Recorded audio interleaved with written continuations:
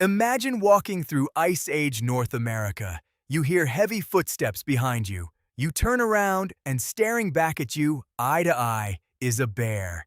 Standing on all fours, 11 feet tall when it rears up on its hind legs.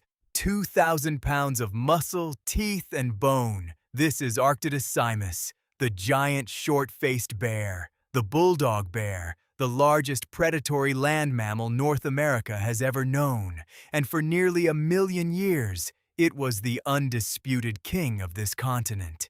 Forget everything you know about bears. The short-faced bear was built like nothing alive today. Its legs were longer and straighter than any modern bear. Its toes pointed forward, not pigeon-toed like a grizzly. This wasn't a lumbering animal. This was a pursuit machine. Scientists estimate it could hit 40 miles per hour at a dead sprint. Think about that. A 1-ton animal running as fast as a racehorse. Its shoulders stood 5.5 feet off the ground. When it reared up, its paws could reach over 14 feet into the air. A polar bear, the largest living land carnivore on Earth, looks like a cub next to this thing. Its skull was short and deep, earning it the nickname bulldog bear. But don't let the name fool you. That compact skull housed a bite force that could crush bone like chalk. The short-faced bear ruled North America during the Pleistocene, the great ice age that shaped our world. It shared this landscape with an incredible cast of giants.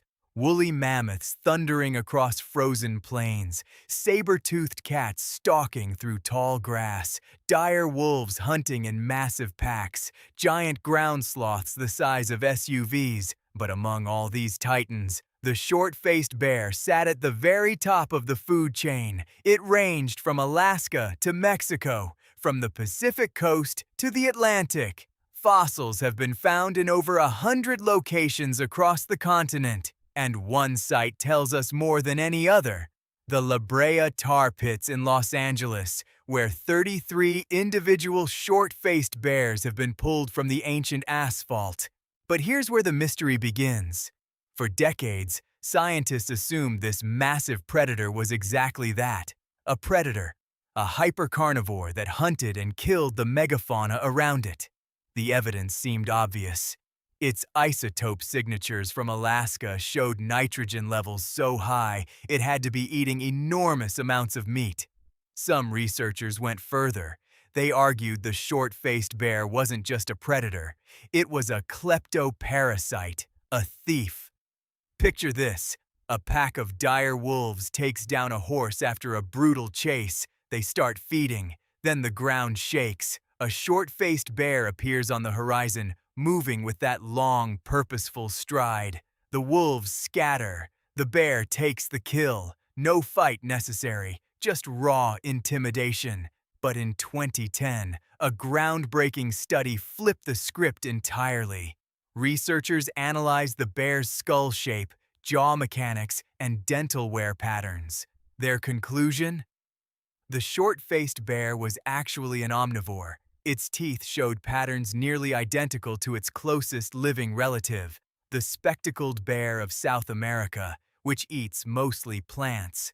The short face wasn't even short. It was an optical illusion created by its deep skull. But the fossils tell us something else, something unexpected. The short-faced bear had a secret life underground. Nearly 40% of all fossils in the western United States come from caves. In the Ozarks of Missouri, a partially articulated skeleton was discovered deep inside a cave passage, now called Arctodus Avenue. The bones were found in layered silt, still arranged as they had been when the animal died. And beneath the skeleton, scientists found something remarkable: fossilized hair, preserved for over 12,000 years. In Indiana, the most complete short-faced bear skeleton ever found in America was unearthed in Fulton County. Those bones now sit in the Field Museum in Chicago. And at White Sands National Park in New Mexico, researchers found something equally stunning: an ancient paw print pressed into the desert floor, 15 centimeters long, 19 centimeters wide, a single footprint, frozen in time, from an animal that hasn't walked this continent in over 12,000 years. It's the closest we may ever come to standing in the shadow of the beast itself. But here's where the mystery begins. For decades, scientists assumed this massive predator was exactly that, a predator, a hyper-carnivore that hunted and killed the megafauna around it. The evidence seemed obvious. Its isotope signatures from Alaska showed nitrogen levels so high it had to be eating enormous amounts of meat. Some researchers went further. They argued the short-faced bear wasn't just a predator, it was a kleptoparasite, a thief. Picture this.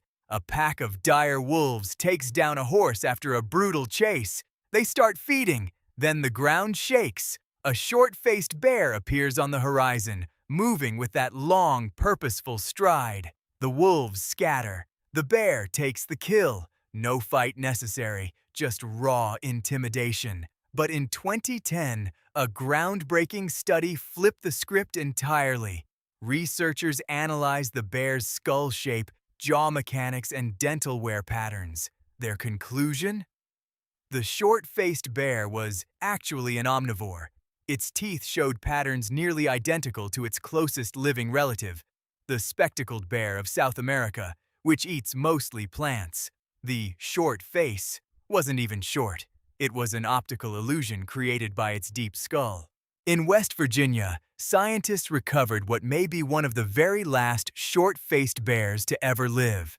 Carbon dating placed the specimen between 12,700 and 13,000 years ago. One paleontologist described the thought of a final, lonely bear, perhaps even the last generation of its kind, and called it a melancholy note. Think about what that means. For almost 1,000,000 years, these animals dominated an entire continent. They watched ice sheets advance and retreat. They outlasted volcanic eruptions, droughts, and floods. They were built to survive anything, but in the end, the world didn't throw one challenge at them. It threw everything at once, and the world changed faster than even the mightiest bear could adapt. The grasslands it depended on turned to forest. The giants it fed alongside disappeared one by one, and slowly, silently. The largest predatory bear that ever walked North America took its last breath.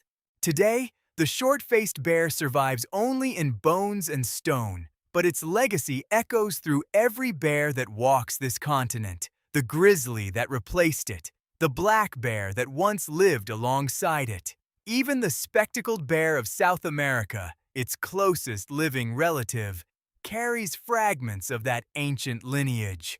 The short-faced bear reminds us that dominance is never permanent, that even the most powerful creatures on Earth are subject to forces beyond their control, and that somewhere beneath our feet, in caves, tar pits, and desert sands, the bones of giants are still waiting to tell their story. And if you listen closely enough, the Ice Age still has secrets left to share.